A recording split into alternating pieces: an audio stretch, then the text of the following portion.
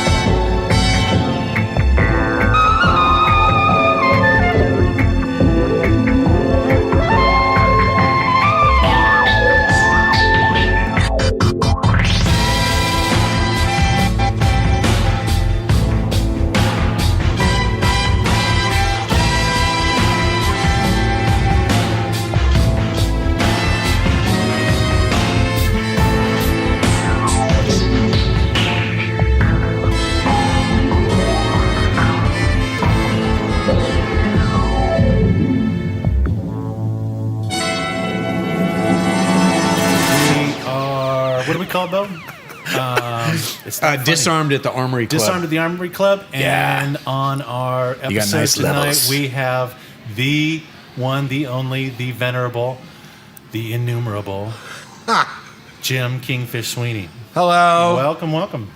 Hi, nice to be here. That's actually kind of a good place to start. Kingfish. What? Tell me. It's actually not as exciting as it sounds. It's college nickname.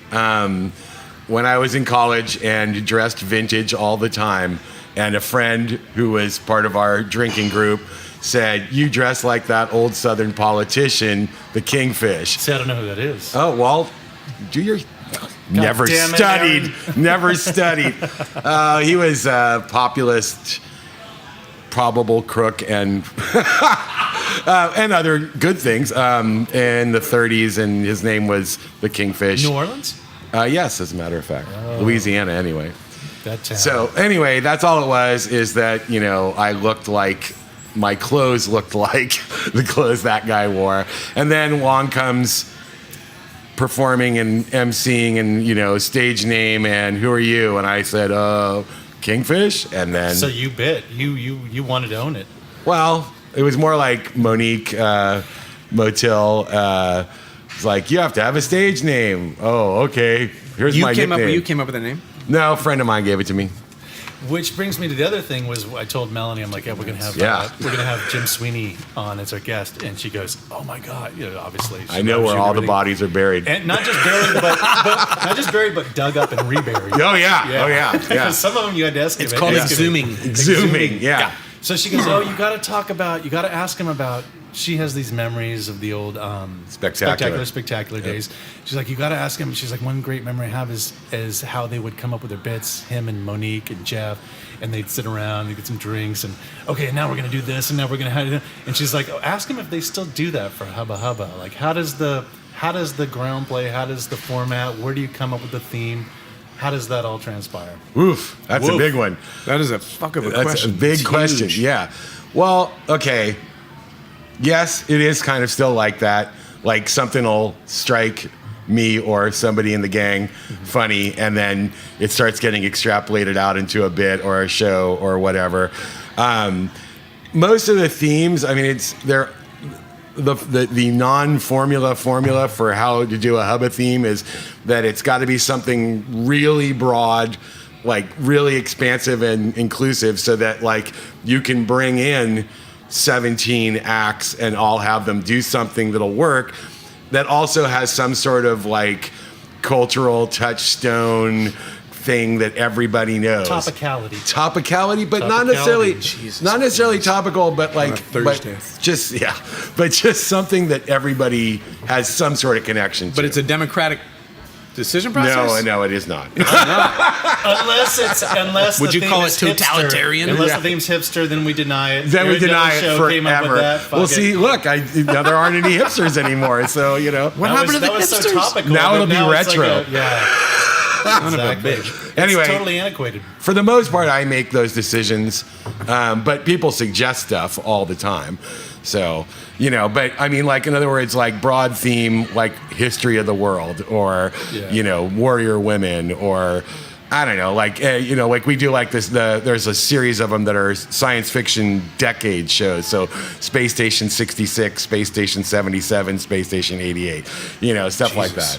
So it's just got to be like something that people can relate to and have like an understanding of, but broad enough that it can encompass a lot of things. Like people will all the time give us suggestions for themes that are like way too narrow. Like you couldn't do a show that big with that many different performers coming from different places and make it work in a narrow theme. Like, do you ever tell them outright that's a stupid idea? Do you ever just say that? Are you comfortable enough with them to say? I don't know if I say it to them, but idea. I definitely say it. They can tell. They can tell in your eyes.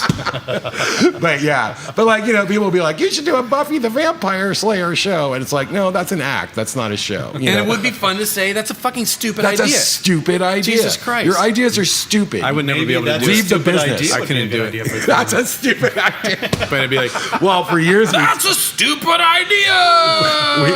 We have a catch-all show that will never be made called Offensive, and it's all the terrible Be still ideas. my heart. Yeah, all the terrible ideas we can't do in anything else. Give me a little taste, a little tease of what one little sub theme of that might be. Like I mean, is there a specific act? So like the show would start with like a upright piano on stage, and then music starts, and Anne Frank comes out and sings a song. Yeah, I know. That kind of thing. Walking over that one. Yeah. So obviously that show's never going to happen. No, but, she's dead. Well, yeah, we She's can't been dead get for a the bit. Anne Frank. Has but she not? We could get You one can of reanimate her nowadays. robot doubles. They have stem cells. You can reanimate. Yeah, you haven't read about this stuff? Yeah, but I don't think Anne Frank. 21st century Burlesque science. is getting very, very advanced. So Stem cell technology. tell me this: is there a? Who is it? Is it not Teaserama? But I guess it's probably B-Hop, where people always accuse there being, and maybe it's not necessarily accusatory. Sounds like a Accusatory derogatory word, but it's Yeah. not. But like a cabal. Like when someone says, "Oh, Hubba Hubba," That sounds positive. who runs Hubba Hubba? My first answer is, well, Jim Sweeney. He's calling all the shots in there. He's probably picking. He's probably programming and everything. But is it not just you, but perhaps maybe your minions? Dun, dun, dun. Well, there's definitely people who Who are influential? What do they call them on Instagram? Oh, yeah, what is- influencers. influencers. There's influencers. Yeah. Well, I mean, like, there's a team for sure. Like, there's the tech crew, the stage crew, the MCs, and then a lot of people who've been a part of the show for 12 years, 10 years. So, like, like John Adams and Jeremy, tech crew, they will occasionally pop in with stuff, ideas, or like, especially like when we're doing run-throughs and stuff, they'll like drop in like, hey, we should do this here or this thing, or also like Alexa, my co-MC, and then some of the other folks who are deeply involved, like Minx or Bunny, Lady Satan, Minx. people like that, Do you guys sit down though? I guess is my question. No. And kind of like popcorn ideas and Not really. We have a production group on Facebook, and that's where a lot of that happens. Yeah. But you're saying it's a front it's a front. because there's a We're just totalitarian selling regime. heroin, Right. It's a totalitarian regime Yes. in terms of the I am the decision making. I get generalissimo. that. My word is law. It solves things so It's a easily. harmonious totalitarianism. Right. I'm Seems a to be benevolent- harmonious. Benevolent dictator. It does seem to be. I mean, part of that, though, is I think especially shows this scale, but like I think every show has the person who at least orchestrates it. You know what I mean? Because you can't do this kind of thing by committee. There has to be at least someone who's crazy. Right. Someone has to be engineering the direction of where you're going, and then you got to find the people who can make those things happen. So making things happen, boy, that is Like Pablo Escobar. sure. I mean, it doesn't work for me, A kinder, but gentler Pablo Escobar. Have you done a Pablo Escobar show? I have not. I mean, I'm not. I know you're in charge here, but that's a good idea. It doesn't mean we couldn't. Are you kidding? That might be filed under shows we can never do. And just launching big powder, like flour balls into the crowd that blow up over the crowd. I mean, so when Eddie was kill some alive, people. you guys were like 50-50, right? In terms of, I mean, how did that run? Not really. Like, as far as like the actual. How did you get hooked up with Eddie in the beginning? Well, all right. It's two questions. As far as the how it worked with me and Eddie, like Eddie was much more the comedian, much more in the moment. He was a lot funnier than I am, and he was pretty damn funny. He was really funny. His thing wasn't so much the building and the running of the show as being the funniest guy in the show. Mm-hmm. So like he didn't have a lot of hands-on in the nuts and bolts department, but when it came to the performance of the show, Eddie was definitely the funniest guy in it, and that was his part of it. But he also did come up with a lot of hilarious ideas. That's funny because I would have thought that he would have been more of the nuts and bolts in terms of like coming up thematic, because that guy was a fucking wheelhouse of creative craziness. He did to a certain extent, but it wasn't what interested him. Yeah, it wasn't what he was really about. Yeah. Plus, he's bigger than you. He could bitch slap you around like crazy if you kill wanted me to. with a pound of his fist. Just like a jelly bean. Wow. Jelly bean. So how did I meet Eddie? Yeah. Eddie was the doorman at Club Deluxe back in back in ancient times. My memory's coming back to me. And so look out. I would go to stuff at Deluxe and then end up standing outside talking or right inside talking to the doorman. He was running. Or he was something. He was a head bartender, or what was he? I think he was just security. He was just hanging out. Yeah, I know. Yeah. Are you talking about at Deluxe? Yeah. Club How long Deluxe. ago was this? This was late 90s. Yeah. I was going there then. On Broadway? No. He also worked at. I thought it was. What is it called? Deluxe is on. It was on Broadway, but it wasn't the on Broadway. He worked at that other Broadway club. studio. No. God, don't get Jim started about Broadway. I know. Cheetah's Penthouse. That's later. Yeah. It's a really famous club, and now I can't remember the name of it. It's not starts with called a Z. The same thing. Starts with a Z. Since obviously it's gone. Yeah. It's gone, yeah. Anyway, so that's how I met him, and then we would just stand around and talk about shit, and then I knew he did Dames Burlesque. Yeah. And then in 2003, we started Spectacular. Yeah. And then Eddie and I started talking shows, and he was like, someday we should do a thing called Kingfish and Eddie's Hubba Hubba Review. And then, boom. Who came up with that? That was his Eddie. brainchild. Yeah. Where Eddie did came the up with Hubba the name. Hubba Review come from? Eddie made No, the I know, name. but where did he come Oh, from? he just liked Hubba He Hubba. just blurted out of it like that? Yeah. He liked the name. This is true. Yeah. He wanted to call it Kingfish and Eddie's Hubba Hubba Review, which if you look at the first like 2 flyers, it's called that. Yeah. And How then did you bounce him off? How'd you bounce his name off like that? Well, we just both decided And the it was it was better to do it without names over the title, because like it didn't make any sense. It was like, no, just say Hubba Hubba Review. That's what everybody calls it. So the first time I met him, we were down in New Orleans doing the tease. Tease-a-rama. Yeah. And they said, "Here's Dames, Eddie Dane from San Francisco," and I never heard of him. And I'm thinking, this guy's from San Francisco, and these gals are from San Francisco, so I'm gonna make sure I talk to him after his slot's up. So I walk up to him. I'm like, Eddie Dane. I go, hey, are you from San Francisco? He goes, yeah. I go, I'm from San Francisco. He goes, well, fuck you. And from there on, I was like, I love this guy. Every single time I got off the phone with Eddie, I mean, and we talked on the phone every single day. Every time I got off the phone with Eddie, I would say, all right, see you later. And Eddie would say, give everyone the finger for me. Yeah. Like, that's how he got off the phone. Did he say "fuck you" to you with seriousness? No, it was obviously a tongue-in-cheek. I mean, did he smile when he said it? Did he smile for what it was immediately?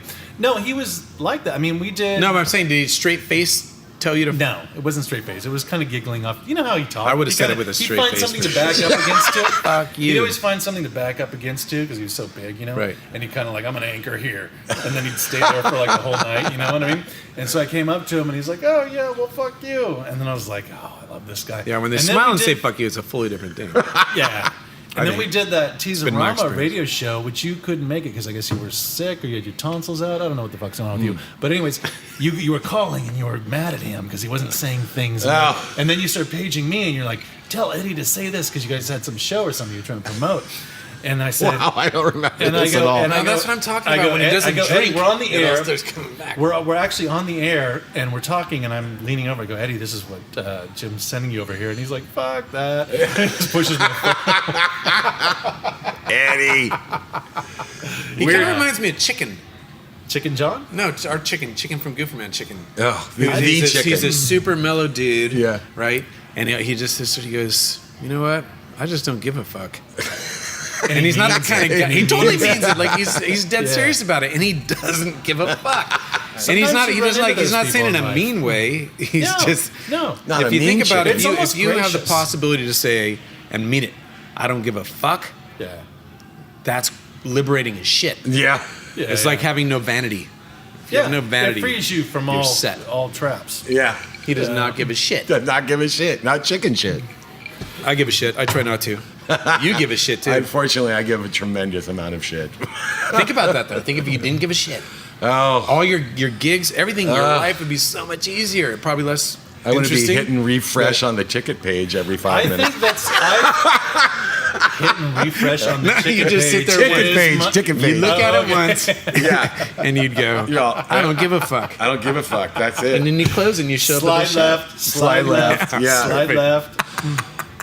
I think that's actually what you probably. I've said this before to you. When Jim's passed away, hopefully many years from now, Jim Pass. Jim Sweeney here, who we're interviewing. Doing my eulogy right now. Damn, There's this gonna is be moving they're along. gonna build an actual brass statue of him on Folsom Street, right there, in front of DNA, and you're gonna have it's like the Louis Armstrong statue in Louis Armstrong Park in New Orleans. Yeah. And people go up. It's kind of like kissing the Blarney Stone. It's Yes. gonna have some handout or something like that, and people are gonna Kingfish, and they're gonna for good measure for good luck or auspicious fortitude or some shit. Jesus Christ. They're gonna be It'll be doing like- that. You heard it here first. Touch his hand and you will Yeah. be cured of baldness.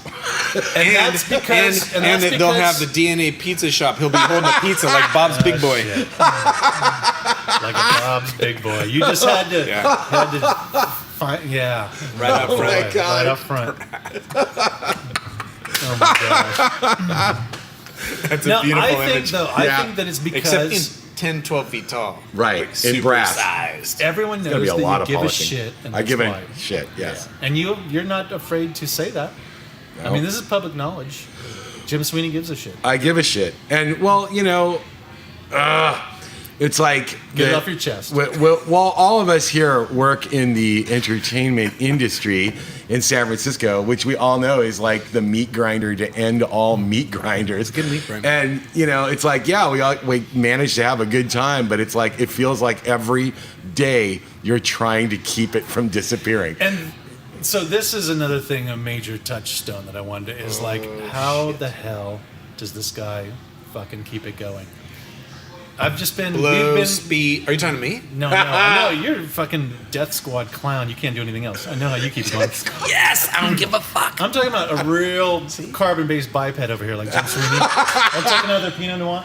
And so how I'm good right now. How does Jim, like, this is a perennial question, like, how does he keep, and it's monthly. You talk to anyone that does this stuff, and then you're like, oh, this is a great show. You guys should do it monthly. They're like, are you fucking kidding me? Monthly is a meat grinder. That'll kill you. Like, Well- and so then I'm thinking, well, Jim's over here fucking pumping, pedaling as fast as he can every month, and I know every month doesn't go optimum or whatever. There's ups and downs, Yeah. obviously, but how do you wake up and just keep? What is it about, I guess, the aesthetic and burlesque that is impetus or an inspiration for you to keep going and all? Well, I know it's not money. yeah, it sure ain't money. I mean, on one hand, it's like the first thing you need to do is not get old and not. How do you do that, Jim? You never stop losing touch with what's coming up and what's new, what's happening out there, because there's always new people, and there are always younger people who are like excited about it, and like that keeps you. I'm 53 years So old. it's I don't have this kind vicarious of energy that you're a little you're bit. vampiring off. I'm of the vampiring younger off breed. of it. Yeah. Well, I mean, but that's true though. Like I couldn't possibly. If this was like, if I was doing a show with a troupe of 10 people and me, and it was the same 10 people for the last 12 years, I would have tapped out years ago, but it's the constant refresh of new people, young people coming in with their energy and their excitement. Also, audiences. Yeah. Are you conscious of audience fluctuation? I mean, well, okay, so is there audience fluctuation? No, yeah, there absolutely is. One thing I've noticed, and I suspect this is strongly a part of doing a show in San Francisco, is that our audience is very transitory. Like we see completely new. It feels like we see completely new people in half the room every single month for the last 12 years. It's like there's only so many people who are regulars, and then just new people. Well, because what I'm thinking of is that I think you posted, I saw it somewhere else before, and I think it was a criticism of the Seattle burlesque scene. Me? Someone else had someone else used reposted about how death of burlesque could be in that we're just playing a party to ourselves. Right. That's everything, right? That's Elvis. Don't get old with your fans, right? Yeah. And that was the article by Dan Savage. You can't do that. You can never. The day that you start playing to that core group that is also your show and your performers and your hardcore fans, the day you start playing that and going further and further in, you're done. Great example, obviously, Elvis and his fans, but there's millions. I love Elvis, don't get me wrong. I'm saying, but like in, 68 Comeback Special, you see the audience is all old people. The little flip haircuts. Right, yeah. There's no teenagers in that audience, yeah. And so, anyway, it's like you've got to maintain relevance while at the same time not limiting yourself. There are other scenes, there are other burlesque scenes in other cities that I see doing that, playing to a smaller and tighter group, and they'll just eventually fade away. It's like cannibalism. Right. Oh, it's totally cannibalism, yeah. And the pond shrinks and the tadpoles start devouring each other. Yeah. Yeah. The day you stop listening to what's outside of your sphere, you're over. But how do you put an ear to what's outside your sphere? How do you even know who these people are? Okay. On one hand, benefit, internet, because obviously we're all freaking connected now, and there's every performer knows a performer, knows another performer in another city, knows another performer in another country, and then they all find you. I spend 50% of my time responding to booking requests, but also, just never stop listening, never stop paying attention to what are the kids doing? What are the kids doing out there? What are the kids into? Yeah, I don't want to put her on the spot, but Alexa certainly, Alexa's whatever. Who's Alexa? My co-host, Alexa von Kicking Face. Yeah, that's right. Yeah, So she's like 23 years younger than me or something, and so her perspective. She's got her ear to the street. Yes. But her perspective is totally different than mine. And I might sit there and go, oh my God, that's stupid. Your idea is stupid. And then 24 hours later, I'm like, oh man, we should totally do that. Well, because that's what I think of when I think of Hubba Hubba. It's like an inside joke that we're all, there's kind of this burlesque community in San Francisco Bay Area, and we all love Hubba Hubba and the themes that come around. It's like, all right, now everyone dress up like this. But I'm thinking is that a component that might, how does Jim stay fresh and not just play to the interior? You know what I mean? Oh yeah, no, I'm always thinking about that. We do some in-joke stuff, but I try primarily to draw from a broader pop culture that is accessible to everybody, and then I'm also heavily advertised, in not just Facebook posts. I actually pay for advertising in the real world to try to bring people into the show to see it for the first time. And of course, new performers, students of Minx's at Fishnet Follies, people who are new to the show, whatever, they bring their friends. Those people have never seen it before, and it just keeps refreshing. I'll give you an example, by the way. So when we did the last month's show, which was Villains, the opener we did was a parody of the old Johnny Carson Tonight Show with Dr. Doom as the host, and it was a Tonight Show for villains. And you got it. Exactly, yeah. And I came out as Dr. Doom, and, da-da-da-da-da. Anyway, so there were a couple people in our tribe who were like, no one's going to remember the Tonight Show. No one, that's like the 80s. No one knows what that is, blah, blah, blah, blah, blah. And I was like, no, but everybody culturally knows what a late night talk show looks like. Yeah. So it's There's not a template there. Right. So it's not whether or not you knew Johnny Carson or knew the bits that we were doing. It was music plays, announcer announces, host walks in, does a monologue, sits at a desk, guest comes in, sits at the desk. It's like everybody knows what that is. And so like when we did our thing, I wasn't concerned with whether or not half the audience didn't remember Johnny Carson and the Tonight Show. The gag was it's a talk show with villains. Yeah. That's all you needed to know. Yeah. So anyway. That reminds me of at Beehoff, which we'll get into hopefully later, Tigger doing the Kiki Show? Kiki Show. Yes. Yeah. Yes. And when I first heard Pinot Noir. Well, now I need another beer. Garcon. Oh, Garcon. Anchor. Thank you. Oh, that was just we just. I mean, it's an anchor for me to be able to have a beer anyway, in San Francisco where they have a distillery. When I first saw that, I was Sponsor like, us. that I was like, that motherfucker. That was a great idea. I don't know how it's going now. I'm going back a couple of years ago. Yeah. But what a great idea. And I don't know how many people, I don't know if it was live, I don't know the format. And Bazooka Joe was he a one of the co-host, he was the host and Are Tigger they was still the co-host. doing it? Yeah. So they're doing it. Well, they did it last year. I'm assuming they're doing it again this year. Yeah. That is a great concept. Yeah. It's a great And what a idea. great way to like you just stumble in, sit down, watch an hour of awesomeness. And it's straight in the day, Yeah. right? Yeah. Oh my God. Yep. Let's have a kiki. Yeah. Yeah. So can we talk about Beehoff? Sure, we can talk about Beehoff. Okay. I have nothing to do with it. Is that just kind of like you just want to get that out there Yeah, before the whole thing goes up in flames? No. Or- No, I'm making sure people realize I'm not taking credit for anything that happens there. Why is there supposed to be? Well, there's going to be innumerable things probably that are going to. Frankie's in it.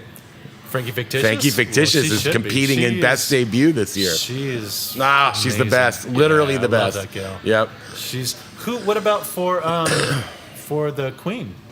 I haven't been. I'm totally out of the loop. So I literally haven't even looked. Yeah. We need to get Joyce instead of you next time. Right. Get someone who knows. How did she get involved in that, by the way? Well, okay, so way back when MiG, Gorilla X, was pretty fundamental to how Beehoff operated. I don't even think they had titles for the jobs at that point, but MiG was the guy who made it go. And then MiG and Joyce were besties. Right. So he's like, come down to Beehoff and be my assistant. Oh, see, you got pints. Wow, That's much thank you, better. Thank Garcon. you. He gave us bottles before. Anyway. That's a bottle and a glass. Oh, got it. All right. Sorry to So, break the news. so she went down, did it as his assistant. I think 2 years, at least 1 year, but maybe give two. me some. I'm kind of a chronological dude. Like, what year are we talking about? Jesus. All right, never mind. No, I'm gonna figure this. I know. Damn it. I'm gonna figure this out. So that was probably like 2011, 2010. Yeah. Okay. So anyway, and then so she busted ass like all over the place. Yeah. And then there was a little bit of a changing of the guard. Some of the old folks who would run it no longer ran it, and then some other new folks. And then There was some drama back there, too. I would know nothing about that, I'm sir. sure I'm you sorry. would I not. don't plead the follow fifth. I those. can neither I don't. Time is out. Time is out. out. Where are we right now? Oh, we're at, talking about the origins With of the Armory Club. Beehoff and Joyce. Yeah. Not the origins of Beehoff, yeah, but the origins of Joyce not the whole. getting Yeah. involved. So anyway, so Joyce, the new director of the museum, Dustin, I think was the one who. Well, Mig probably suggested it, but then he asked Joyce if she wanted to executive produce it. And now for the last, God, I don't even know how many years. Five, Well, at 4, least- 5? No, I mean, it was 2011. No, that's when she was helping. Oh, gotcha. Yeah. Gotcha. So anyway, so yeah, she's been the executive producer of that. So She was a helper. A helper. in 2011. That's what they call them in beehives. In beehives. There's helper Beehive beehives? Beehive. There's soldiers too, I think, Yeah. right? Yeah, yeah. What's some queen. kind of surprise stuff that you can give only us? You know, like some inside information God about what's damn, going it's to happen going in this right year. now. We're not going to be there, so we don't know. At Beehive? Yeah. Oh, I thought you meant generally. Is that Yeah. what you took? Well, okay. Here's the surprise information I have. Because I know there's been surprises in the I will past. be drunk. And I will probably spend a lot of time drunk. And that's a surprise. One That's year- what I literally have no idea what's A couple happening. of years Yeah. ago, I asked Jim, I go, are you going to Beehive this year? Because I knew Joyce was involved and everything. I go, you're going, right? Because we were going to could do the DJ and the after party and everything. And he goes, I don't know. Sometimes I feel like I could just go out in my backyard, drink like a bottle of plastic vodka and set my money on fire and have the same emotional effect. Fuck yes. That is entirely accurate. And I did, at the time, I It's kind of felt entirely like that accurate. was a little bit egregious Except behavior. Yeah, but As now you And then after understand. going a You couple have to times, get I'm some like, heat you know lamps, what? like in the That's- middle of the summer. Yeah. Get some heat lamps over Blasting you me. also. Yeah. Just pounding your ass right there. Oh. Yeah, that's kind of true. Well, I mean, it's such a. We such popped a lot of money at those, drum- like it's- going in and just dump money into a black hole. Yep. And it's enjoyable.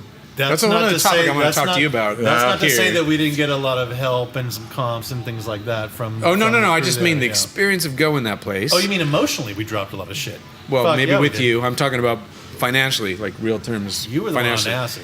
I was on acid. You were the one that drank a mountain of fucking, what were those, mimosas? Yes. I helped a little Endless. bit. We sat by the pool one day and we drank probably about 40 mimosas each. Jesus. Yeah. I looked at We it. did You know, not I'm a stop. drinker. Yeah. As a I looked at that whole mountain of cups. Yeah. Remember, we were sitting on the grassy knoll, Yeah. looking out over the pool, There's no and it was this existential huge, dilemma. crazy cup mountain. There's It's no like, how do we existential drink that dilemma like much? when you walk up to that service desk checking out of the Orleans on Monday morning. Yeah. All right, let me have it. I'm ready. Yeah. No. Fork it over. Let me see the receipt. Well, we absorb. And then It's they're like a- "Brrr," and then like it keeps pumping. Then all right, we ran out of paper. Let me lock it up. And then more paper comes out. Yeah, it still says mimosa. Yeah, and then you're just like this, flipping through It the doesn't even say pages. mimosas. They just use quotes. Yeah. That's the Yeah, way they give up. And for We're several wasting pages, ink. for Ding, several ding, ding, pages. ding, ding, ding, ding, And ding, then, ding, ding. and then that was just the pool bar. Now the crocodile bar. That's its own Oh, book. And you're like, my oh. God. Where's the crocodile bar? Is that Exactly. is that in the bowling? In the bowling area? No, it's out in front of the that's showroom. That's on the casino. So it's the one out in front of the showroom. It's got Oh, a big that's where we. crocodile. That's where That's where we did our hang out. misbehaviors. Yeah. Yeah. Well, yeah. I feel you. Well, here's the deal, though. We feel your pain. create. Yeah. We create when Aaron and I are going into it. We create a emotional and mental bunker Yeah. about what's going to happen at this. Like the fact that The we're going allies are dropping we bombs. the previous gig or two, we saved some money from that Right. specifically for losing it. Oh yeah, it was Yeah. always blindly. Yeah. At Well, you that set event, aside you some know, money. and it's- Like, yeah. okay, If let's you do that, we it's do cool. a trapeze show maybe 2 weeks before, in May, and Right. like, okay, everything that we use, all the profits for this are going to go, Which are massive. are going to go to the alligator bar at the Orleans. massive. Yeah. All right. That's $12 for you and $12 for me. And you don't realize how How all are we that going to stuff, spend this? all that stuff stacks up so Ding, ding, quickly ding, ding. until you hit that, the registration as you're getting that final Right. bill at the end, and then she hands you You've that been book. surprised by that before? Oh my god! Almost had a heart attack. I'm getting. Oh, I old. thought I was telling the truth about this. What do you mean? We've talked about it. Like we go into it, we have a budget. Oh, I know. and it's a pretty but substantial we budget always for two drink people. way over budget. That's our hallmark. I was not aware of that. In my mind, our experience there has been whatever we made for the last. World he Yeah, lives yeah, in. yeah. Yes. In my mind, everything was animated it's and puppets. colorful. There's puppets. And drinks were There's endless. And there was no There's all money. kinds of puppets. And I'm swimming in jelly beans. and jelly beans, and you just squish them whenever you want. Is going in there and look. I remember thinking about this while we're on the grassy knoll and looking at that tower of cups, and I was thinking, first of all, how the fuck am I able to even think right now? Because that's a shit ton. It was ridiculous. It was ridiculous. And then the other side of it was, what is that actually like? If the small bit of computing I could do, which was more like using. Well, I'll tell you what a monkey it was like wrench using is. is by 5 p.m. we're not seeing any show. Yeah. In the big auditorium. We're done until about 1 a.m. when we get back up and like go DJ the party, whatever. We sleep through the whole show. I tried to see one show. I haven't seen a show down there. I've been there for like wait a minute, years and years and years. You're skipping the crucial detail. You know this about it, right? Then when we do make it into those shows at that place, we're sitting there and we're usually on the right side of the auditorium, walking in, right? We're on the right in the back, and we'll sit there for a bit, and all of a sudden he will, without fail, at some point go, "This is bullshit." loudly, and everyone turns around and looks at him, and he gets up and leaves, and everyone then looks at me like I'm the motherfucker who said it. Like fall down. Just drop it on in. There's a first wave of people who realize that he did it. It was a particular act, and by the way, I was not the regular. the shit stirrer that year. That's regular. That was what's her name, who was in front of me. Valerie Stunning. No, not Valerie Stunning. They were peeking out on acid and yelling and freaking out. Who was they weren't in front of you. They were. You're talking about Eva. Yes. And we weren't in there. We were at the bar. Oh, yeah, the we were at the bar. Yeah. So here's what happened. Go on. I ate some acid. Beehof's so much fun. Yeah. I ate this little half Vegas. this half hit of dark purple gelatinous acid. Okay. Do you eat acid? I do not, but I'm familiar with these stories that go know along with it. What you speak. Yeah. And it fucking clawed. And we were sitting in the grassy knoll at the pool. Right. Right. And I'm thinking, I'm going to eat half of this, I'll be fine. And boom, just fucking took me out. And I had this weird thing where these people walking by, all the women were beautiful, tattooed and whatever they are. The dudes were all like space aliens because there was a sideshow component there. There was a sideshow? And there's a dude. Oh, there was the tiki thing with tiki tempura and every guy who's walking by, I'm thinking, what's going on in this water that is making this happen to people? This is my crazy. God. On acid, right? You know? Yeah. Thinking every guy. There was the guy who goes frequently. That's not gonna help. And he wears a thong, and he's got this beautifully giant belly, hangs out of the pool. You know what I'm talking about? And he walked by, and there's just this, and I'm thinking, God damn, is this my head? They shake my head. Is that happening? So I crawl out, go to the elevator. There's a cop right behind me. Oh my God. And I'm dehydrated, so I'm kind of shaky, and I'm out of my fucking tree. Yeah. And I make it over. There's this gap. Did I tell you about this? No. There's a gap. You know where the elevator bay is right there? Yeah. I was waiting for it to like slim down a bit. It didn't. And then all of a sudden it's empty. So I run over and I punch a button and get in one of the elevators, and I'm looking at the elevator, the array of buttons. Existential elevator. I have no idea. Like I'm trying to track them while they're going. I got to get the 20th floor. I know it's 20. I knew it's 20. Slow and down. I'm chasing it all Buttons. over the place. And I start laughing because it's ridiculous. And I look and there's mirrors all over it. I'm like, I'm fucking out of my tree right now and I can't find a button. Oh my God. I'm fucking 49 years old and I can't find a button. That's the name of your autobiography. Which there's an existential. I can't find a button by Bo Gaddis. He's up in the. Oh my God. He goes up he goes up in the room. No. Fills a bath. Don't skip this. Wait, All right. This is important. So finally, you have not done acid. I have not. You would love acid. You would be great on acid. So with acid, you get these moments of lucidity that are a few seconds long. Okay. Or several seconds long. So I was waiting for that. I realized if I just sit here, it'll come back. Right. And sure enough, the buttons all align themselves. And I hit 20. Boom. Yeah. Nailed it. Goes upstairs. And I'm thinking, all right. I love that that's an achievement. Nailed it. Yeah. It's the little things, Jim. Yeah, things. This was subsistence level shit. Yeah, like Seriously, brainstem. I didn't know Brainstem stuff. because when you eat acid, you don't have any. Oh, it's your whole universal. idea of the space-time It is continuum universal. shifts, Yeah. and everything is the moment. Right. In real terms, it's fascinating.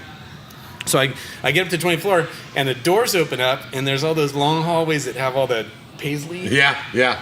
And it was literally like, I don't even know a movie that does this, but like Alice in Wonderland maybe, where the hallways are going. Oh my God. I'm walking along, just bouncing from wall to wall. This is for our listeners. Yeah, exactly. We don't have video.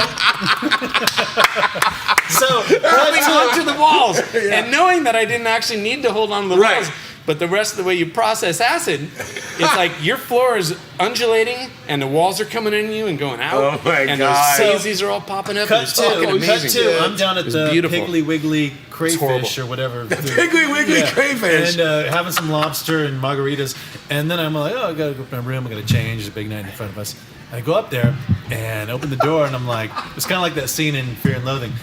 Another Pinot, please. And I say, Bo, are you in here? And he's like, I hear this, Oh my God. like underwater sound, kind of echoing. And I'm like, oh shit. So I walk back in the bathroom. He's in the bathtub, nude, and his head is face down. And I grab him and pull him up. Like, what are you doing? He's like, oh, nothing. Just learning to breathe underwater. What he said is, he's like, oh, just Jacques Cousteau. Jacques Cousteau. Well, he wasn't wrong. Yeah. And I'm like, are you okay? And I knew he was about just a few moments away from kicking out a window and going full Mandalay Bay on whatever the nearest parking lot. Ow. Oh my God. Yeah. So I'm like, you just sober up and we're going to be all right. I'm going to order some steaks. Everything's going to be cool. And yeah. Eat your steak, baby. Yeah. That was a fun. That was like 2 years ago. Yeah. I always try and gauge my bee house by who the winner or who the queen was, but I've lost track. Oh, I completely don't remember. Yeah, no, I have no idea. Trixie Minx? Trixie Little. Trixie Little. Yeah. There we go. That was 2 years ago, yeah. Yeah. But anyway, yeah, I don't get that crazy at Beehoff. I just get Neither drunk. do I. Yeah. I'm down to a couple glasses of wine a night. Right. Not even a night, like on weekends or in an instance like this. I barely even get cripplingly drunk at the big show anymore. Did you ever?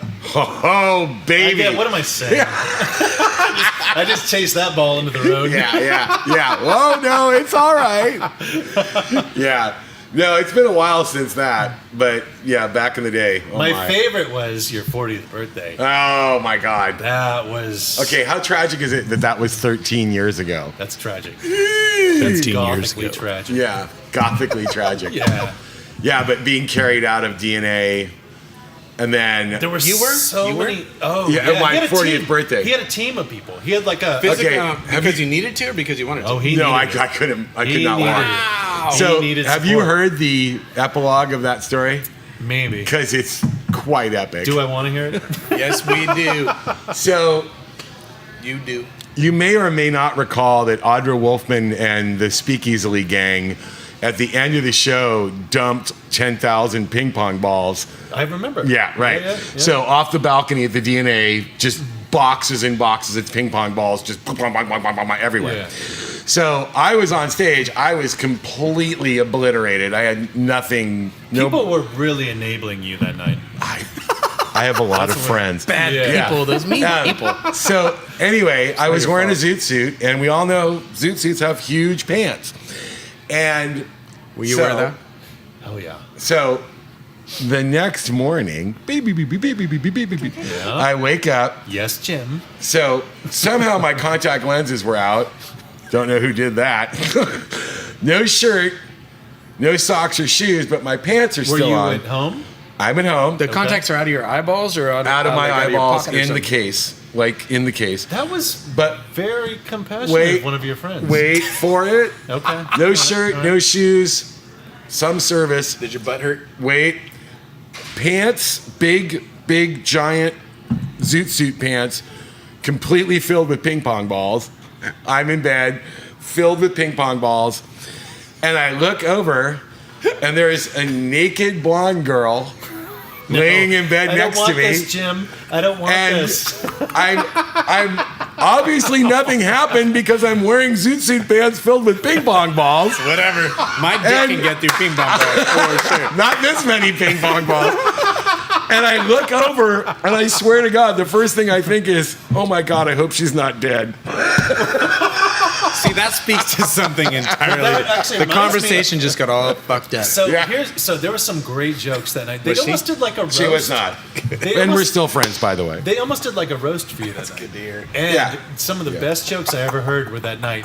There was a guy, you probably know, he's probably a friend of yours. He dressed up like Hunter S. Thompson that night. Chris, and I don't think I've seen him since that night. Really? Yeah. He was in Beach Blanket Babylon, among other things. So he told the best joke. He gets up on stage, he's dressed as Hunter S. Thompson, he's got the Hawaiian shirt, the This Vegas, guy's memory. everything. And he says... Dude, yours. How do you remember that? You're playing on a stoner because the stoner could never say, "Oh yeah, that's Chris." Well, I didn't know his name, but I remember the joke. I remember jokes, and this joke was good. And he gets up on stage, and he's got the Hunter S. Thompson Vegas cap on and the cigarette thing. And he's, "Oh yeah, me and Jim get along great. We're both very economical. Like Jim's like, he thinks like me. He's very frugal, very fiscal with his money. He thinks like, why am I going to pay like $100 for a prostitute if her head's only going to end up in a dumpster?" Oh my God!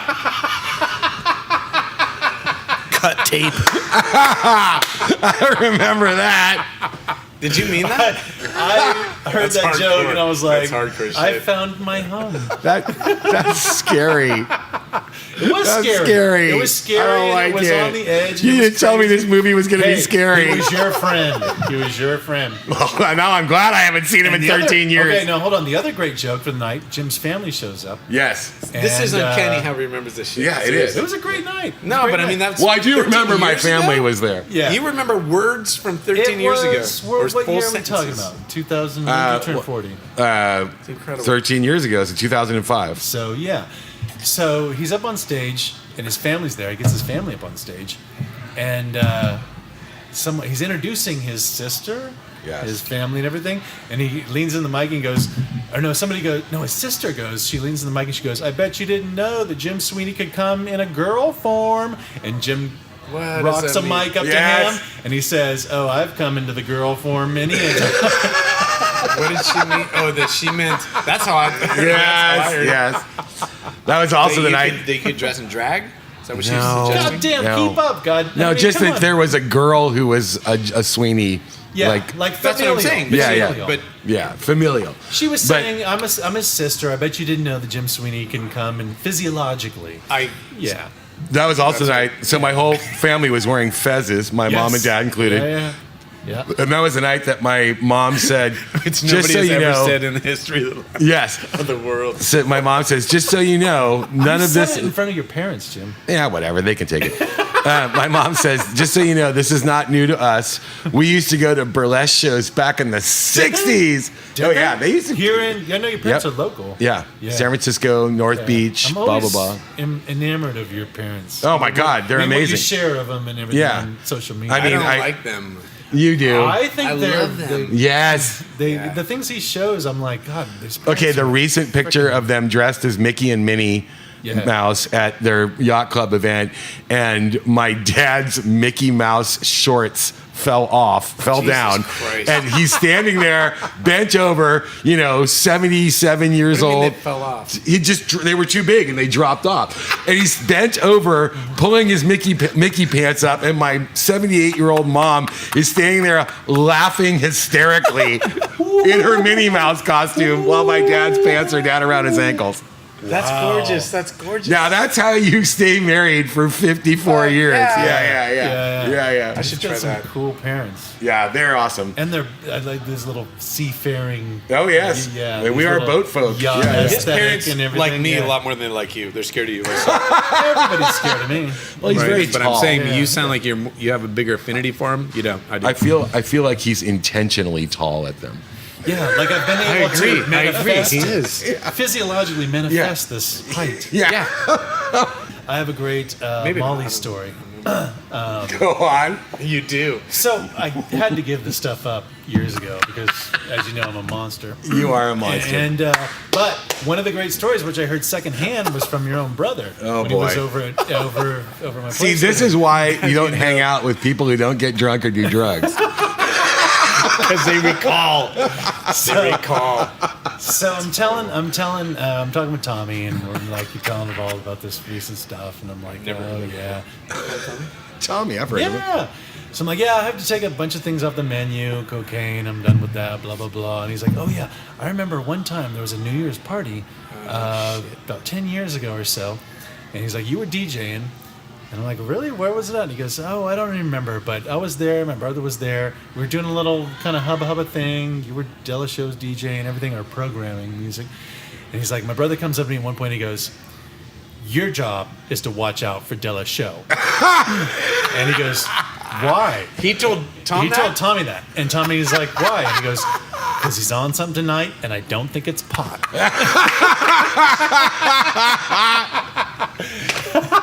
And I did at the time when he was telling me, I'm like, "What the hell is it?" And I'm later just saying, on, there's a Colombian guy with a briefcase who's been following him around all night. But it actually, and then later on, I actually remembered the party. It was a non-salon. We had they gave us a little room. Oh my God, that party! And they didn't do drugs there. Not cocaine, but I was high on E. Yeah, and Jim Rightly, he knows his stuff, and so he. That's called being a producer. But what happened? That's called being a producer. But what happened was it wasn't just me. We had this performer who gave me this disc. Oh God, that that crazy girl. Astroglide on it or something, and I put it into my laptop to play her track, and my laptop just said. What do you mean it had Astroglide on her CD? It's called a CD, by the way. Yeah, she was putting on her rhinestones and shit, and she had whatever that glue or whatever the. But that wasn't the whole story on her. She was like the whole story. Oh, she was just fucking crazy, and like she was a belly dancer. I remember. Yeah, and just the biggest handful, and just completely berserk, and being a nuthead, like a total nuthead. I felt horrible though, because this is what happened: was it came time for her to perform. Her CD, because it had some stuff on it, froze up my laptop. Granted, I was out of my head, but still, there was a technical problem. You're sure with it had stuff on it? Oh yeah, I'm sure. Your stuff. No, it had. She gave me some greasy. I'm absolutely gonna go on record and say it was her. And her stuff. So my whole, because she was nuts. Like we didn't book her. We were like made to take her in the show. Why would she put stuff on her? No. Listen. So she's backstage. Disc. This happened. Here's a producer. Talk to Jim about how this happens. I'm trying to. He's ignoring me. You put on your rhinestones. There's glue guns. There's all kinds of crazy shit. It gets on the CDs that you're giving to the DJ, and then the DJ puts these CDs in the. So you're saying she had like spirit gum on her fingers? Yeah, or like pasty tape or whatever. Yes. Yeah. So it locked up my system, and her track is not playing at all. So she freaks out, and normally, like when that would happen, most gals would be like, "Okay, there's some technical difficulties. Maybe I'll do my bit in the next set or whatever."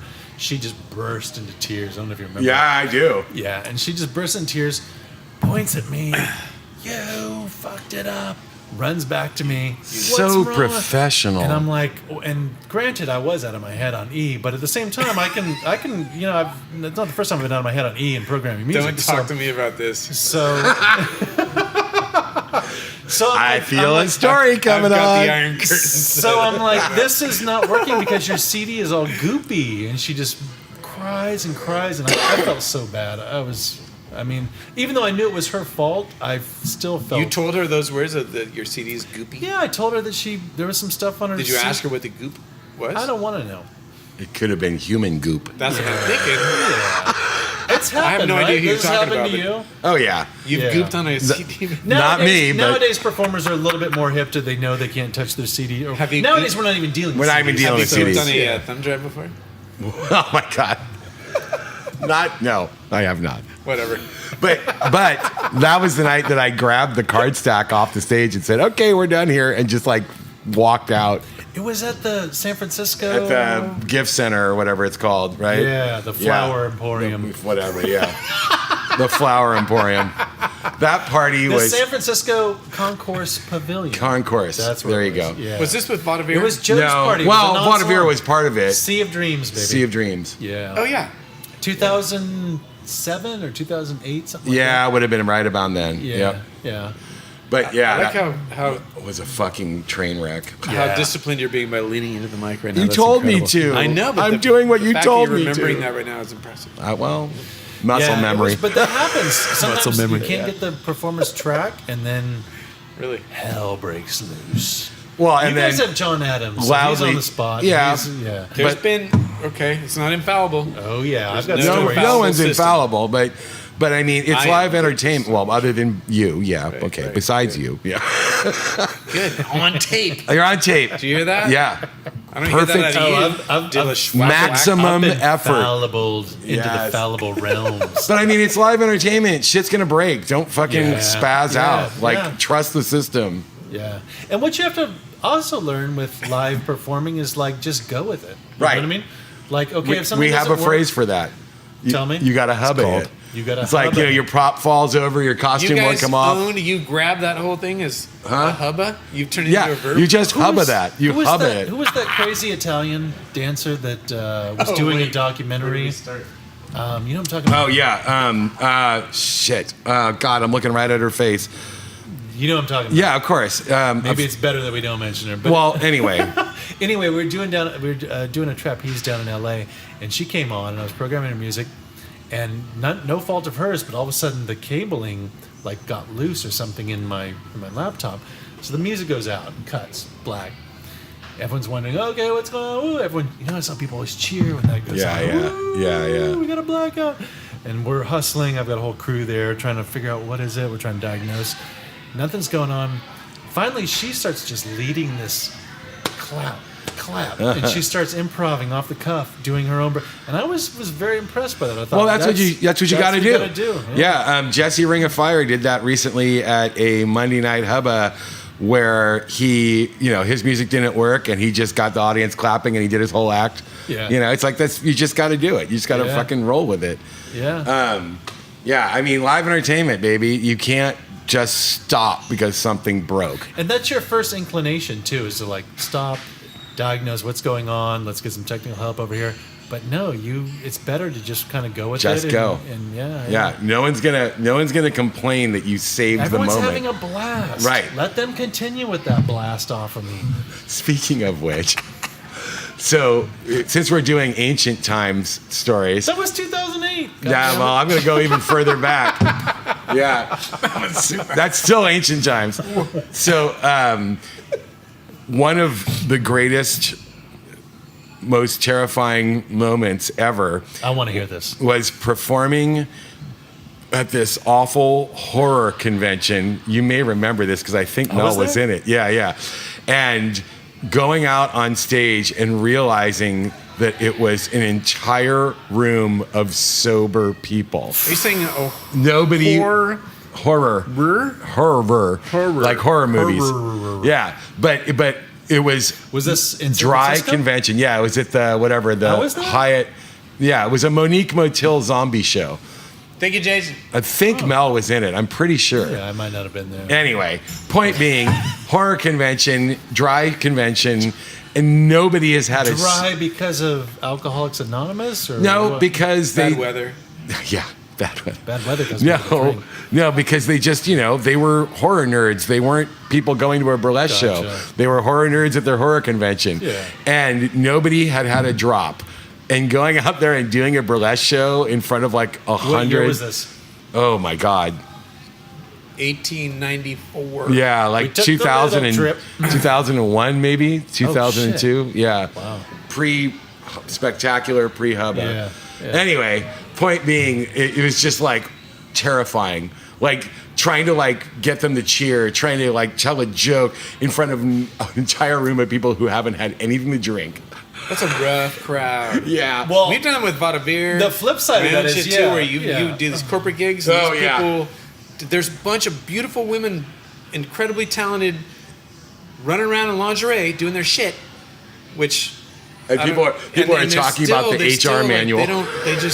They're gone. They don't react. That happened to me with I don't get that. A vaudeville gig probably like 10 years ago. Mike hired me aboard this gamer thing. It was at the Regency actually, up in the lodge. The lodge. And so he's like, oh, just DJ and program and everything. So we start doing playing some music, and they're dancing, and it was like all these gamers, really young crowd. And then we start doing some performances. So some of the vaudeville crew come out, and they're doing all kinds of what they do.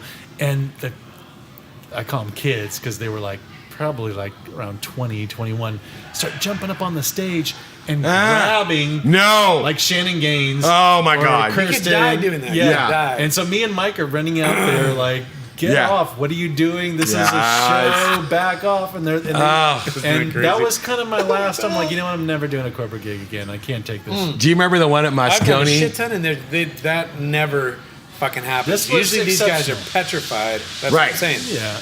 Like they're terrified to even look and act like they're enjoying it, let alone get up and do anything. Well, They know that it's all alpha females. They'll kill them. We were part of. I was will kill them. part of a thing that Vaudeville did at Moscone. I'm sure you were with that. And it had the carnival rides and everything inside Moscone. Anyway, Jamie DeWolf and I got hired to be carnival barkers. So he's on one end and I'm on the other. And again, there's like fucking, beautiful girls twisting and bending in tiny costumes and blah, blah, blah. And we're sitting there with megaphones like, hey, like, step right up. Wah, wah, wah. Look at the sexy lady, blah, blah, blah. And literally nobody is looking. Like, this is all these people with their convention badges on, like, I don't understand. Talking to consciously not looking. Yeah, they're like talking to each other, like having like conversation about work, and there's like all this shit happening all around them, and they're just not paying attention at all. Oh my God, yeah. Like I remember going outside and smoking with Jamie, and we were just like, this is bullshit.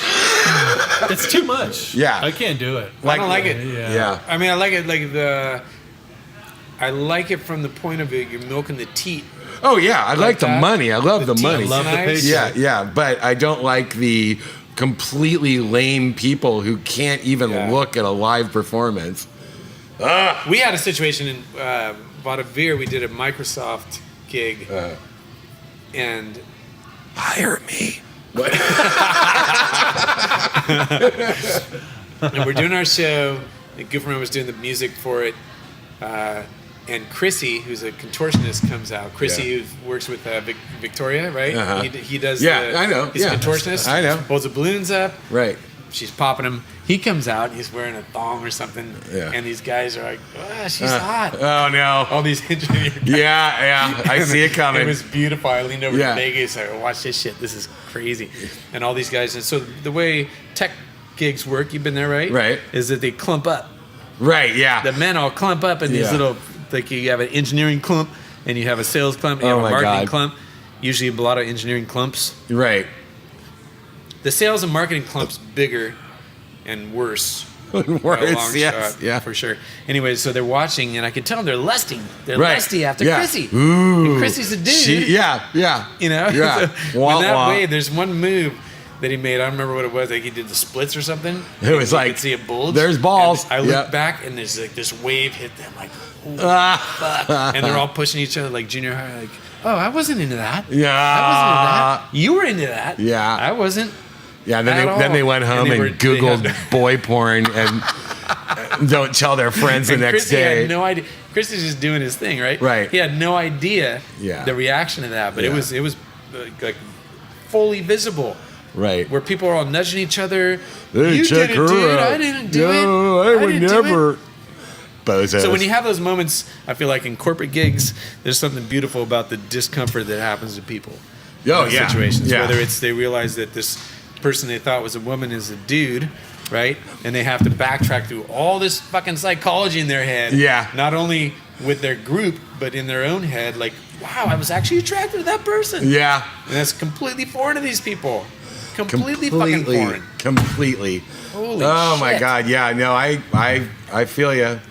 I've seen it. It's terrible that it pays as well as it does, and is as unsatisfying as it is. And in my personal opinion, doing those kind of gigs. Right. But again, like that here we are in San Francisco, right? There's these gigantic gold mines of money concentrated amongst these people, but concentrated gold mines of money, and then this vast culture that exists completely separate from all that money. So let's talk about that. All right.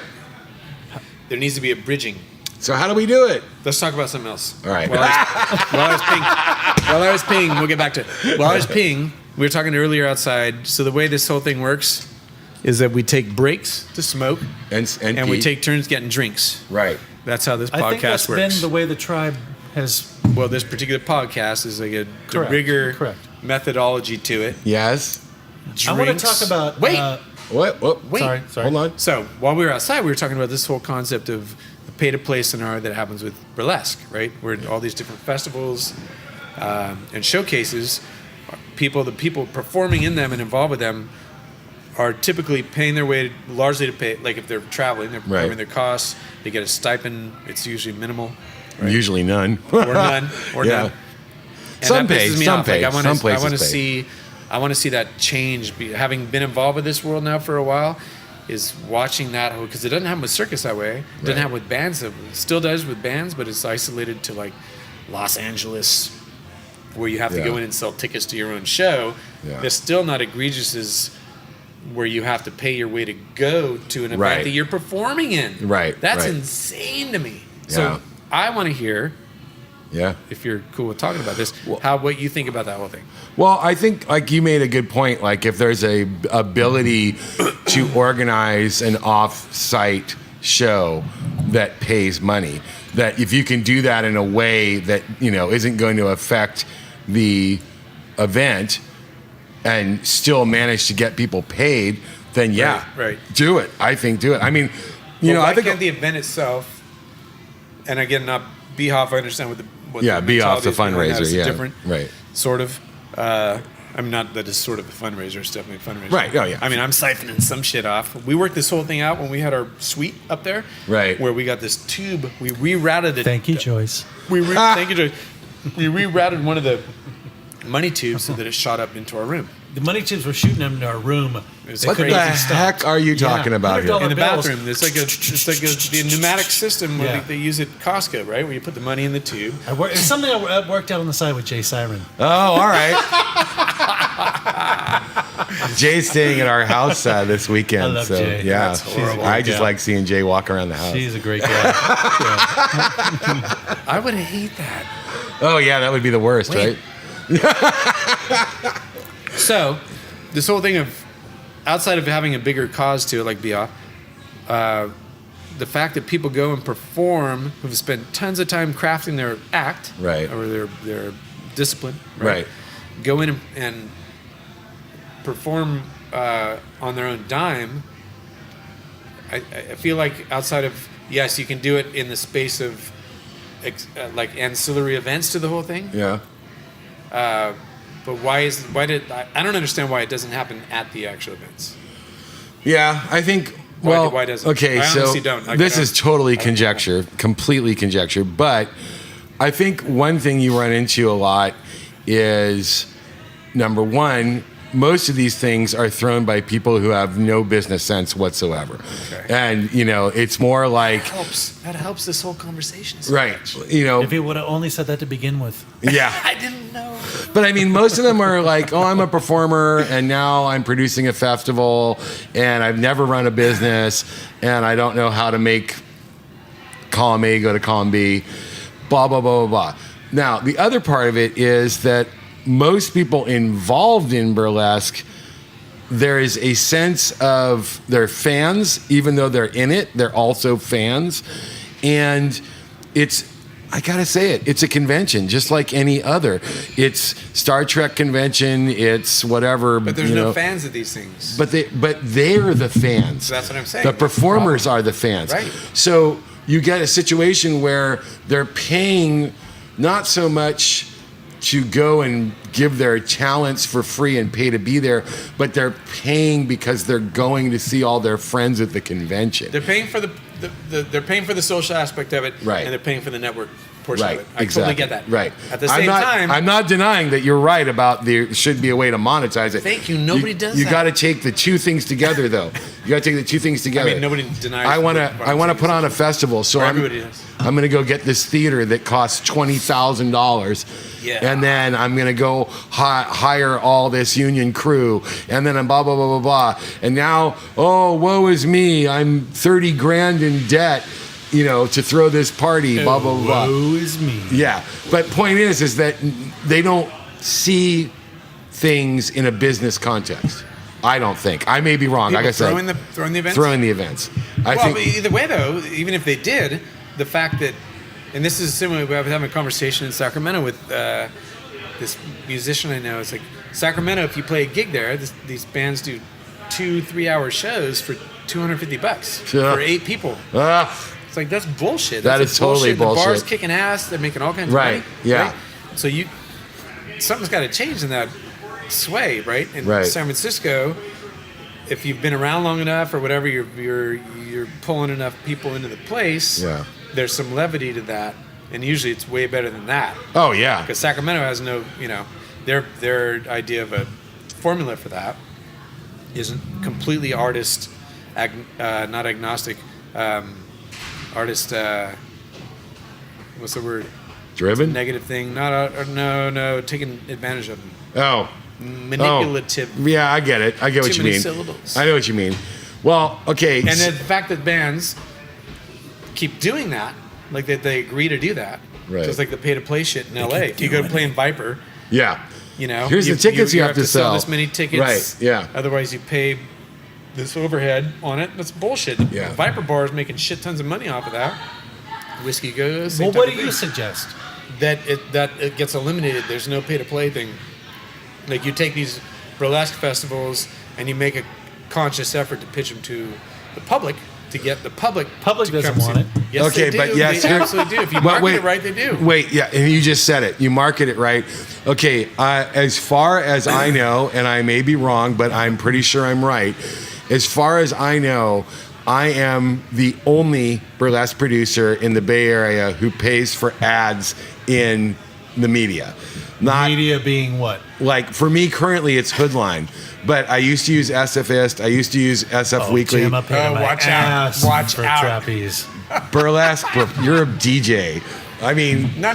For the shows we do. Yeah. all right, okay, but I'm talking about the purely burlesque Oh, shows. are we talking puritanical? No, you know what I mean. Burlesque from start to finish. Like, I'm talking about the people who do these shows. Yeah.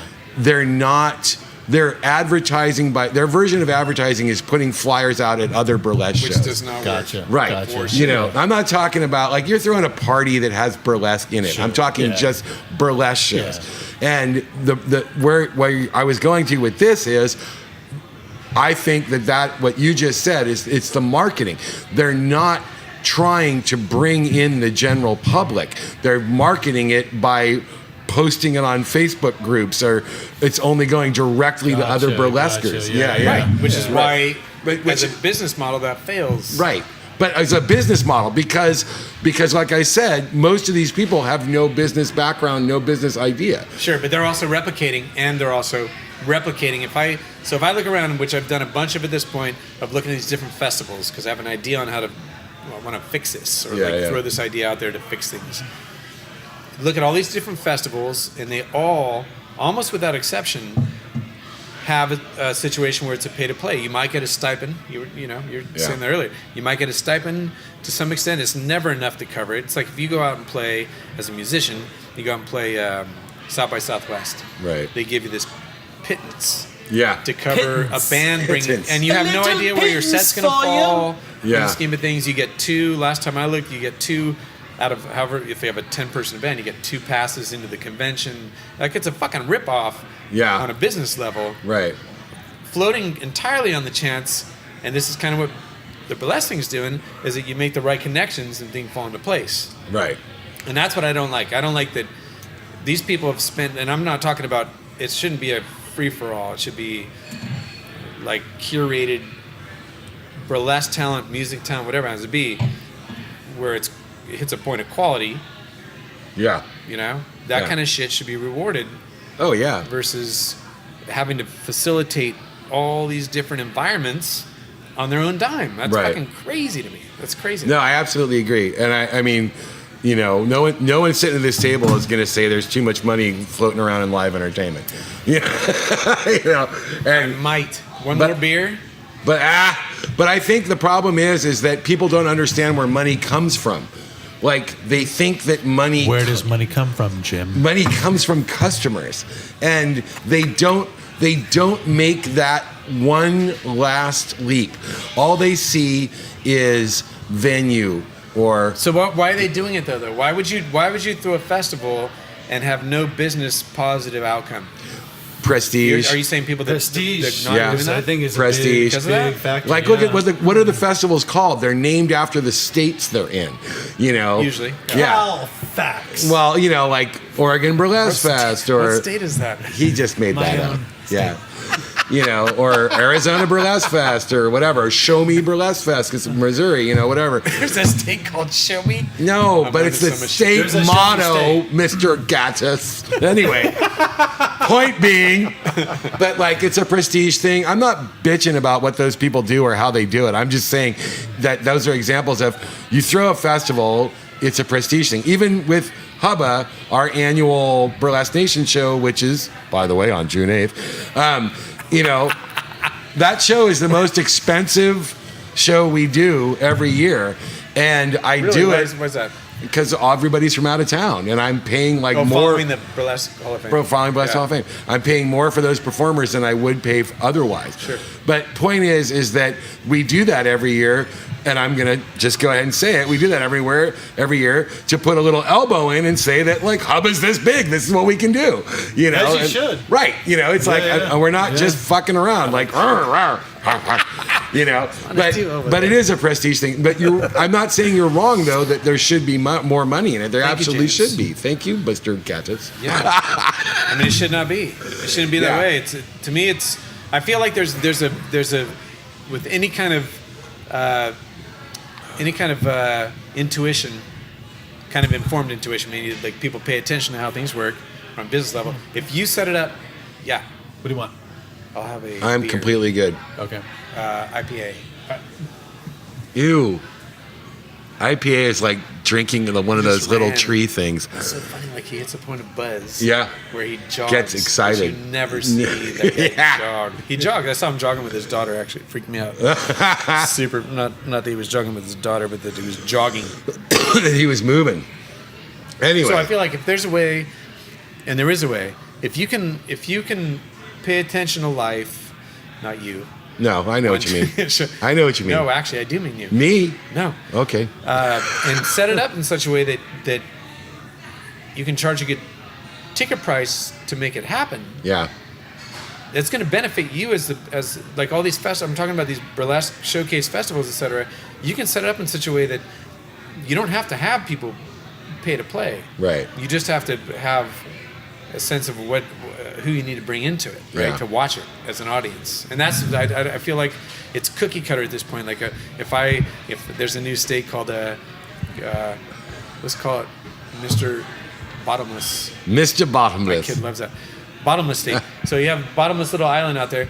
If you have people coming into it from tourists, with most of these towns are cities, right? Yeah. So there's a tourist community coming into it. Right. You can set it up in such a way, along with the people who are there, that you can actually make more money off of inviting the public into it, putting on a show for the public, than you can from charging the people who are involved with it. Right. I agree. Right. And Sorry that took so long. no, but again, marketing, number one, they need to learn how to reach actual general public. Absolutely. They can't just market to each other. No. Which is what they do. And that's what I'm saying. Yeah. I mean, that's what's wrong right now. Is that there's a cookie cutter approach. Yeah. Like if I'm going to do a festival, I'm going to borrow the idea from that other one, Right. a million others, Which is what they do, yeah. Yeah. without thinking about how Yeah. can I do this differently to actually compensate the people who are making it happen. I also think, and this is going to be a little mean, but whatever. But there is definitely a cliquishness to it. Well, we don't want all those Tom, Dick, and Harrys to show up and ruin our party. We only want to be here with our As an friends. audience? Right. I mean, I'm saying as an audience to come in no, and as fuck it up? in they don't want non-burlesquers that they're a thing, because then Well, but that's why they're that's how choosing you to pay that's their how own you way watch into it, that's how you because- watch a scene die. and Yeah. you can fix that situation Yeah. for sure. The thing will die as soon as people stop coming in from outside. But they're not, are they? Well, not everywhere, but in some places. Hi, welcome back. I want to talk about Sparkly Devil. Oh, Sparkly. We're just about at the anniversary Of the of the day she died. Really? It was Memorial Day weekend.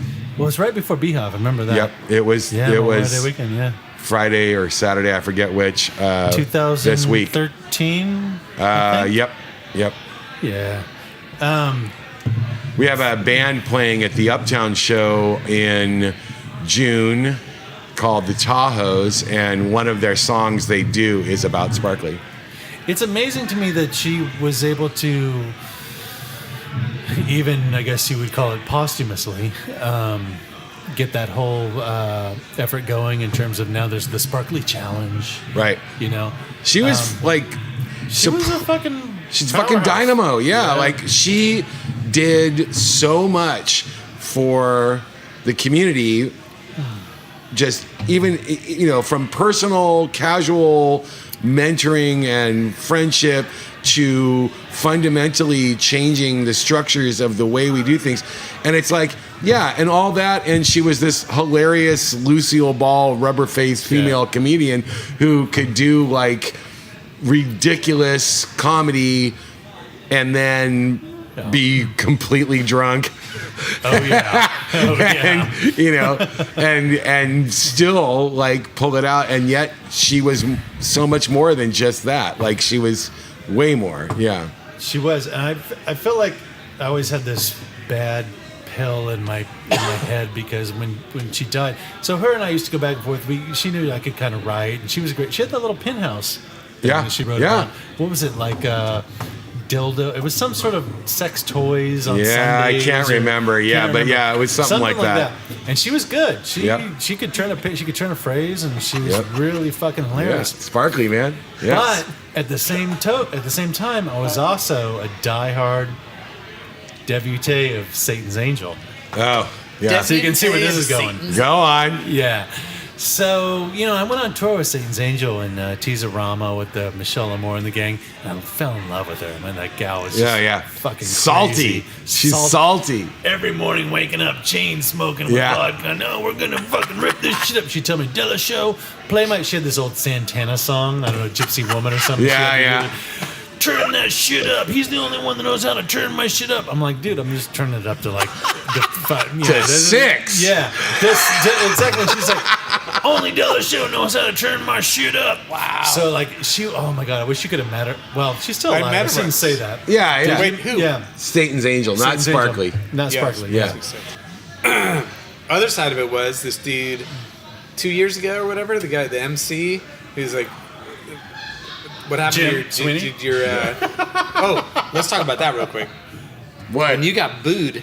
Yeah. I think the first or second year that we did it. Yeah. Or that I'd been to it. Right. I was so happy. I was so proud of you. I was so proud of you. Get Jim the fuck out of here. They're fucking. I want to know. You said something about there's no second place. There's no second place. There's only first place loser. Yeah. And they people booed, and I thought, fuck yeah, that is true. Yeah. He's just being honest.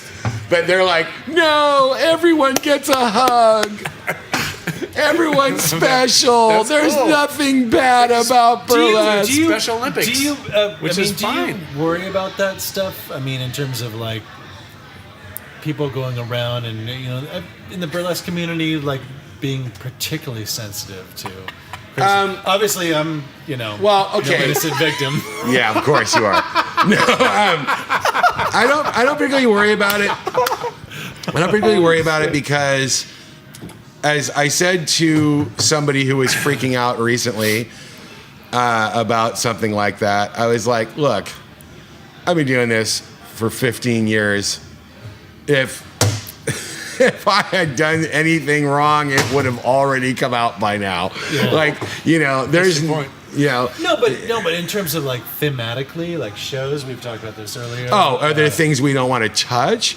Yeah. I mean, that it's just the basics. Like, just respect everybody. Don't punch down. Always punch up. Don't make marginalized people less. Whatever. I mean, that's not hard to do. It's easy to do. You just do it. I mean, my show happens to be the biggest burlesque show in San Francisco, or as we realize today. Whoop. As we realize today, we're the biggest show west of the Mississippi, and it's longest running show west of the Mississippi and north of West Covina. Wait. Isn't there a weekly show that's been running longer? No, there is not. There's a weekly show that's been running longer in San Francisco. So, Yeah, biggest yeah. show that's west of the Mississippi. And north of North West of- Covina.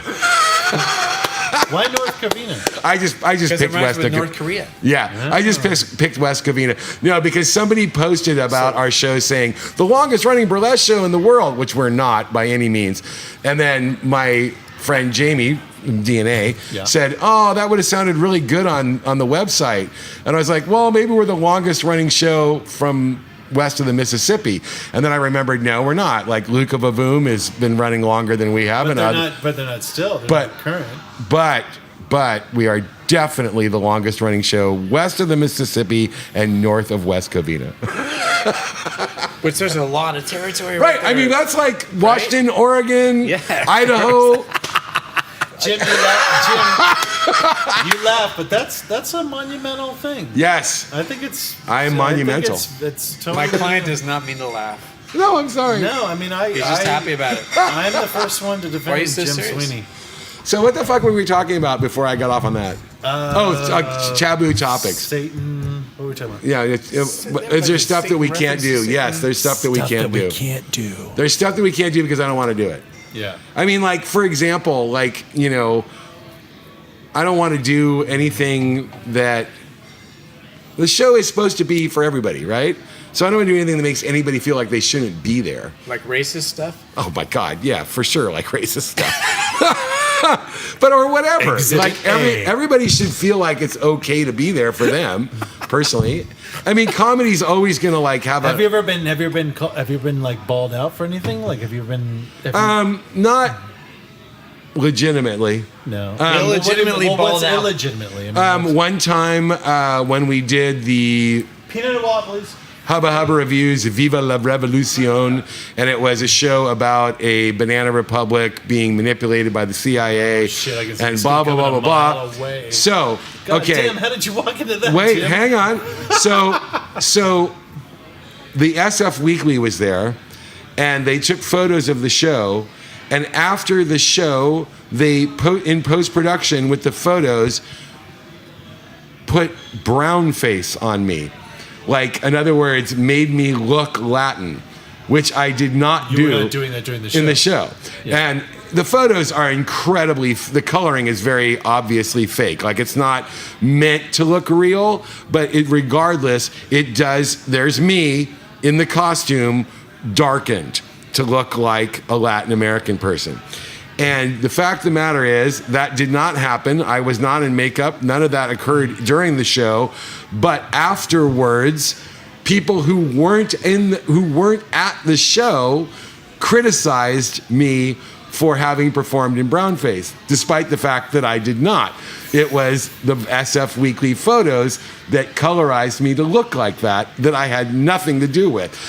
I will say also that the person who led that crusade completely apologized, 100% retracted all of it, and the issue was settled years ago. But the fact of the matter is that was one where we got called out for something we didn't do. So, anyway. Good story. Yeah. So, anyway, but yes, there's things you cannot do. There's too many There's things you red can't lines do. you cannot cross. There's too many things you can do. There's too many things you can make fun of. Yeah. Oh, there's so much stuff you can make fun of. Right, you're a clown, you know. I have no idea what you're talking about at all. At all. Yeah. Not a funny clown. Not a funny clown. no. I would have thought there was more stories under your belt. Not really. He has no more stuff. I mean, I know you're very super My client has sensitive no to more stories. stuff and everything. Well, I don't even know if I'm sensitive. I just, I've always, my family are, we're freaking bog Irish peasants and What's that mean? Fundamentalist Christians. not fundamentalist Yes, Christians. it does. But No, we're not. What does bog Irish mean? We're like my parents both grew up in the outer mission poor and made their money, working class people. Yeah. And their parents going back forever, and we have an understanding of being not at the top of the social order. Yeah. And my sister is a union leader. My parents have signed letter from Barack Obama on their fridge, like that kind of stuff. Like we have always been that kind of people. And I brought that into what I do in showbiz. So I think it's commendable. I hope so. I don't even try to be commendable. I just try to be funny. I just don't want to be a dick. It's so much easier to be funny than commendable. Exactly. Commendable, serious shit. Like you got to be. Who wants be commendable? that? There's a whole bunch of shit that has to fall into place. That's true. It's way better to be funny. Easier. Particularly nowadays when like too many people are being marginalized, too many people are being abused, blah, blah, blah, blah. It's just too easy to not do that. Why would you even go there? Just. Are you talking about me? Especially you. I totally agree. I thought to tell you guys, I will come here every week as long as you keep buying me drinks. Really? Yeah. Would that be? Does that? Well, not next week. I'm at Beehoff. Good point. Shit. We are not. Which is a whole nother discussion. Should we wrap this up? Wait. Get in there. You look like Constantine. Enough. You look like old men. Sorry, no, surprise. we do. We're old. Question. What's happening? When did that happen? When did that happen? I know. I've noticed it Turned recently. into old men. I'm 50. I'm 51 years old. 53. You're 53. My greatest, Yeah, one of my old favorite. at all. I've told you about him earlier. Seriously, it's not like look at yourself versus 53. Remember, you're Well, only listen. you're only as old as the person you're feeling. I have many Jim Sweeney quotes that I keep on a shelf that I Give me that I some. enjoy. Give me Treasure them. I treasure them. And one of my favorite ones that I break out every once in a while. It's like a vintage moment. Yeah. Like, and we were standing Just take a outside. sip. Yeah, we're standing outside Sweat your the rickshaw stop one time during the trapeze, and some girl comes up and she goes, hey, blah blah. We're talking. She goes, how old are you? And I go, like, at the time, I'm 42, and she goes, yeah. She kind of goes up, and Jim looks at me and goes, I would kill to be 42. I would kill to be 42. Look at her or him. Him, or me. Why would you want to be 42? Because I was probably 50 at the time. All right, let's wrap this up. You don't want to be 52. Wait. Let's talk about this real quick. All right. The fact that we, I don't know why this occurred while I was peeing. I think of a lot of my best ideas while I'm holding my dick. Deviant. Yeah. A lot of what we talked about tonight. Wait, anal? Are we talking I about don't anal? care if you're into anal. Yeah, Just that's let me cool. know. You don't care? Thank Give you. me a heads up. Thank you. I feel good. No, it's never going to happen to you. All right. Ever. Not enough beer in the world. Be that as no. Or tequila. Tequila. If I was going to think about that. Maybe tequila. The most homophobic person you've ever run into. You can joke about it all night. Yeah. No. Yeah, I'm super homophobic. Oh, he's so No. homophobic. No. Yeah. I don't know if it's something in the past life or what. I don't know. I don't get it. But like he immediately, like if you Josh him, oh yeah, Jim, he'll be like, oh, I'm hiding my butthole. Yeah. You're like, dude, what the fuck? We're just friends. I think this is. We should lead with this in the podcast. He's like that. Yeah. I Yeah, don't that's know. me. That's you. That's me. Anyway, let's wrap this up. No, wait, hold on. So there's this whole thing. This is important. Like the fact that this fascinates the shit out of me, and like I was saying while I was urinating just now, it kind of re-fascinated me. There's the fact that I feel like it's strange that us run shows that are ultimately like yours is fully about Women. alpha women. Right. All said and done. Ours is partially and driven by, Right. for sure. Like our music thing is Oh, great. yours People is just dance. a dance party, and then you have burlesque. And Yeah, you oh, punk. You knew what I meant. Our show is definitely directed by You knew what I meant. I the did. female energy of our show is, in my opinion, is where things are at. Like people, you dance to DJs, whatever. But the isn't that to me that's a strange thing. Okay. What's your point? I know what you're saying. That we're talking about an industry that is 90+% female, and there's 3 old men sitting at this table talking about it, and that is true. Thank you, Jim. Yes. Yeah. That's no, totally but this true. is Why can't you hear when I say it? Because I got to. This is why we'll never get along. I know. Hear their gym show. He respects me. Yeah. Okay. This is a voice. And that's also why we'll never get along. Respect. Yeah. No, and I agree. I absolutely agree. And when we started doing this stuff years ago, okay, when we started, it was a lady in charge, Monique Motil. But after that, when I started doing my own thing, we had no idea that was an issue. We had no idea that was a thing. What was? That men running a show could be a political... Well, or that we should be aware of the fact that we're men running a show that is a female-dominated industry. Yeah. But in the last several years, many, many years, I have made a concerted effort to put female first, to bring in new women MCs, and to put the face of the show much more on women. Monet Hasidi, Alexa Von Kickenface, Honey Penny, Elisa Lane. These are all female MCs that I put on stage. Yeah, Sparkly, of course, but Sparkly was her own thing, way before I got involved. But and then, of course, working with people like Minx Demeanor and Jay Siren. It's oh my God, yeah. But my point is that I am very aware of that every day, that I am a man running a burlesque show. And it's weird shit. It colors my thinking. Yes, it should. Yeah. And here's where I fucked up the whole thing. Oh, go ahead. Actually, what I was thinking about while I was peeing. I'm sorry. I was peeing was the fact that we've been to a shit ton of your shows, DJ'd and whatever. Right. The fact that the douchebag quotient, sorry I lost this on the way over here, the douchebag quotient is so fucking low. Oh, yeah. Is incredible. Yeah. If you think about that, right? Right. Are you talking about Bubba? Well, both of our shows. Right. In other words, like at Trapeze or a Hubba, and what I told you somebody don't deal in with a LA lot of this week douchebags. Is that the reason why it's suppressed is because men, generally, heterosexual men, generally can't handle a large alpha female presence. It fucks them up. Our numbers, which I love, for responses like on Facebook or whatever, consistent for the last decade, like 66% female, good. 33% male. That's when we do boosts, right? When we look at boosts on reactions on them, it's the same type of fucking our thing. clientele is 2/3 women. Right. It's not, people think it's like, oh, burlesque, titties, oh, it's going to be a bunch of guys sitting around like perving. Yeah. No, it is not. Yeah. It's women in the audience watching women on the stage. That's what it is. That's cool. They bring dudes. And they bring the right dudes. They bring the right dudes. Dudes are going to fuck the whole situation up. Right, because, oh my God. I've never seen it.